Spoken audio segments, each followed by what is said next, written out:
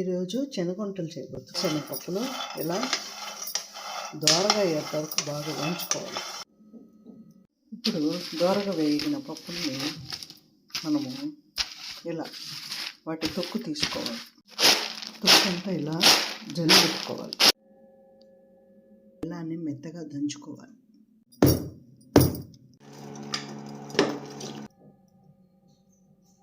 అలానే స్టవ్ పైన చిన్నగా సిమ్లో పెట్టుకొని గిన్నెలో వేసుకున్నాం. పాకం రా ప్లేట్లో నూనె వేసి రుద్దుకుంటున్నాం. చూడండి బాగా జిగురు తయారైంది. ఇప్పుడు ఇందులో పప్పులు వేసేస్తున్నాం.